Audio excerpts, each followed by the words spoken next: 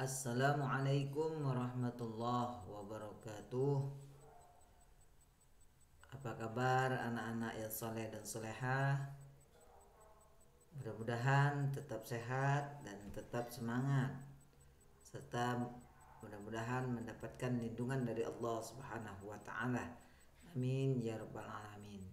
Baik anak-anak yang soleh dan soleha, hari ini kita akan belajar tema 8 Praja Muda Karana, subtema 2, Aku Anak Mandiri. Nah, mandiri dalam mengambil keputusan. Berbicara tentang anggota pramuka, itu biasanya dilatih untuk mengambil keputusan secara mandiri. Misalkan mengambil keputusan dalam menentukan nama kelompok. Jadi semua anggota kelompok itu akan ikut berdiskusi. Nah, setiap anggota kelompok itu nantinya itu akan menyampaikan pendapat. Nah, diskusi kelompok itu dipimpin oleh ketua kelompok. Nah, setelah selesai berdiskusi, semua anggota setuju, nama kelompok baru ditetapkan. Nah, salah satu janji pramuka yaitu patuh dan suka bermusyawarah. Bermusyawarah ini artinya berdiskusi untuk membicarakan masalah. Jadi bermusyawarah juga untuk menyelesaikan masalah. Jadi setiap kali ada persoalan tidak dapat hasilnya, maka diputuskan dengan cara bermusyawarah. Bermusyawarah ini juga merupakan salah satu pengamalan sila Pancasila, ya. Nah, pengamalan sila keempat yaitu kerakyatan yang dipimpin oleh hikmat kebijaksanaan dalam permusyawaratan perwakilan. Nah, tentunya anak-anak yang soleh dan soleha tahu ya, lambang atau simbol dari sila keempat Pancasila yaitu kepala banteng, ya. Ini gambarnya, ya. Oke. Nah, sekarang anak pramuka juga, ya. Artinya mandiri dalam mengerjakan pekerjaan rumah. Jadi kita semua, ya, dari kalian tentunya mandiri dalam mengerjakan pekerjaan rumah. Di sini kita melihat Udin, ya. Udin ini merupakan anggota pramuka yang sangat rajin dan mandiri, ya. Udin setiap dari bangun tidur, ya, selalu merapikan kamar tidur sendiri, mengerjakan pekerjaan rumah secara mandiri, ya. Udin juga menyiapkan peralatan sekolah secara mandiri. Nah, Udin juga rajin membantu orang tuanya. Udin juga dapat membersihkan rumah, ya, serta bisa membantu pekerjaan ibu di dapur. Nah, Udin juga sudah dapat menjahit atribut pramuka dengan bantuan ibu, ya. Nah, mungkin dari kalian juga Bapak yakin, ya, ada yang sudah bisa menjahit, ya. Nah, Udin cakap dan mandiri melakukan berbagai kegiatan yang ada di rumah. Nah, ketika kita, ya, sudah menjadi anggota pramuka, ya, tentunya Udin ini, ya, akan diberi tanda khusus karena dia sangat cakap, artinya sangat bisa sekali dalam berbagai bidang. Nah, tanda kecakapan khusus ini merupakan salah satu tanda pengenal pramuka. Selain tanda khusus, ada juga tanda umum. Tanda umum ini digunakan oleh seluruh anggota pramuka. Jadi tanda umum, ya, itu seluruh anggota pramuka itu mempunyai tanda umum, ya. Tanda umum pramuka ini diantaranya tanda tutup kepala. Itu secara umum dipakai oleh anggota pramuka, ya. Kemudian tanda pelantikan, ada juga setangan leher. Kemudian tanda harian, tanda WOSM atau tanda pramuka sedunia. Nah, itu digunakan secara umum oleh anggota pramuka. Tetapi ada berbagai macam tanda kecakapan khusus atau TKK ya. Nah, tanda kecakapan khusus ini wajib 10 buah. Nah, sekarang kita akan melihat apa saja tanda-tanda kecakapan khusus di dalam anggota pramuka ya. Sekarang yang pertama ada tanda ini ya. Nah, mungkin kalian sudah tahu ya. Ini adalah tanda P3K. Ya. Kemudian di sini ada tanda pengatur ruangan. Kemudian di sini ada pengamat dan gambar ini adalah juru masak. Artinya misalkan dari kesekian ini ya, nanti ke 10 tanda kecakapan khusus ini, ketika kita menguasai salah satu ya, misalnya juru masak, bisa masak, nanti kalian akan dikasih tanda kecakapan khusus dan itu nanti bisa ditempel ya di baju pramukanya. Nanti kalian akan mendapatkan. Nah, begitu ya. Nah, kemudian ada berkemah. Itu ya tanda kecakapan khusus. Kemudian di sini ya ada penabung, ada penjahit ya. Nah, kemudian ada juru kebun.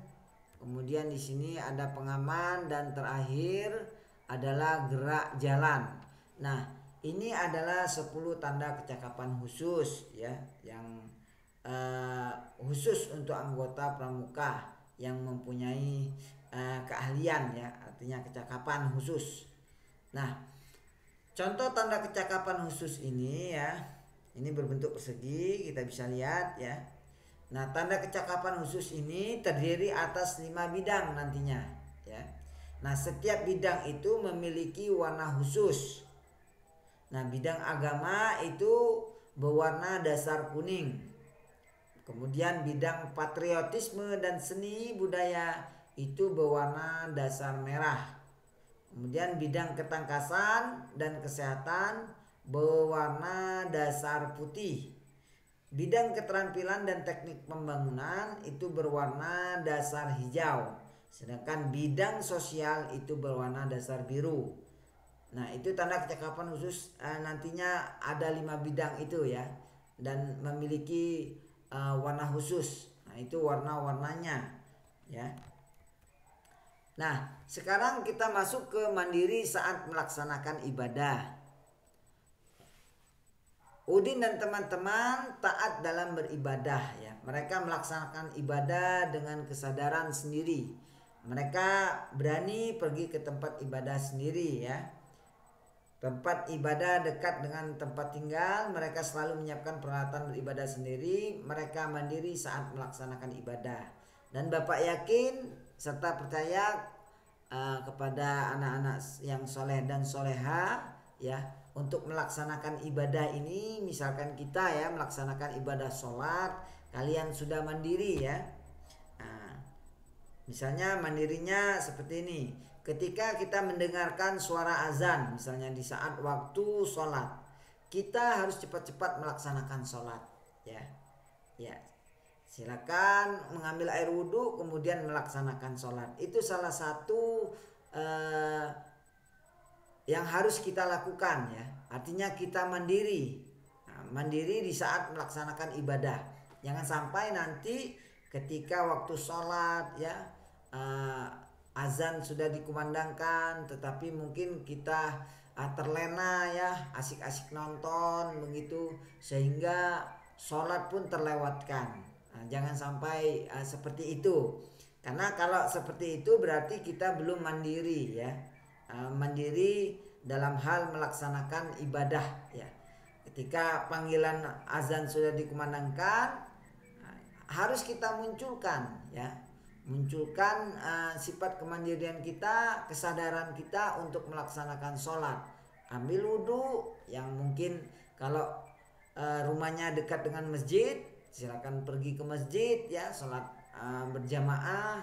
Tetapi yang jauh mungkin ya, boleh melaksanakan sholat ya bersama ayah, kemudian pergi ke masjid begitu ya. Nah, itu yang harus kita lakukan karena mandiri saat melaksanakan ibadah sholat. Nah, taat dalam beribadah ini sesuai dengan janji pramuka ya. Dimana salah satu janji pramuka itu adalah takwa kepada Tuhan Yang Maha Esa. Itu salah satu janji pramuka.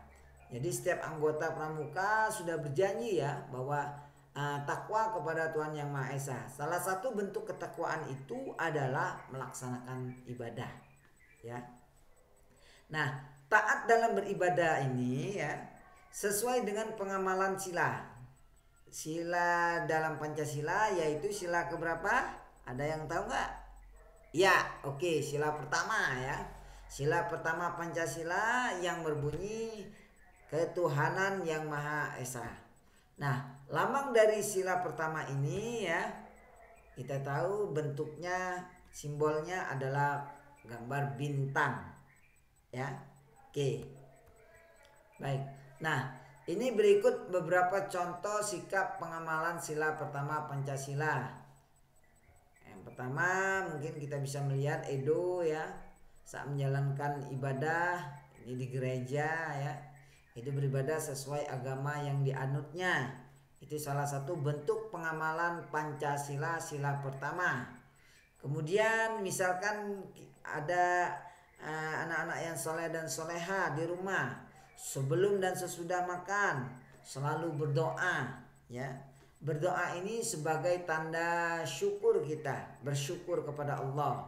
Nah, berdoa merupakan ucapan terima kasih kepada Allah Subhanahu wa taala yang telah memberikan begitu besar karunia, kenikmatan rezeki yang halal dan thayyibah kepada kita sehingga kita bisa makan.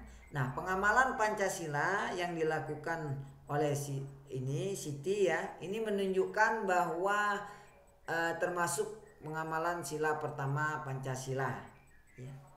Oke, kemudian selanjutnya, contoh selanjutnya, Dayu sangat rajin merawat tanaman. Dayu mencintai tanaman, Dayu mencintai makhluk ciptaan Allah ya, ciptaan Tuhan. Nah, sehingga yang dilakukan oleh Dayu ini juga itu termasuk pengamalan sila pertama Pancasila, yaitu salah satu bentuk ketakwaan ya kepada Allah Subhanahu wa taala.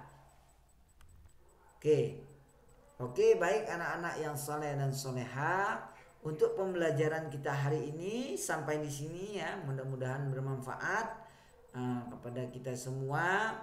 Dan tentunya selain mendengarkan materi pembelajaran kita, silakan untuk melaksanakan tugas ya yang ada di buku paketnya, buku tema 8, yaitu halaman 66 dan 67.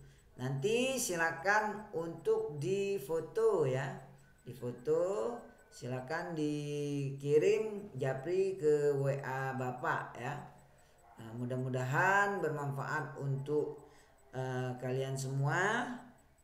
Sekian dulu pembelajaran kita hari ini. Bapak akhiri. Wassalamualaikum warahmatullahi wabarakatuh.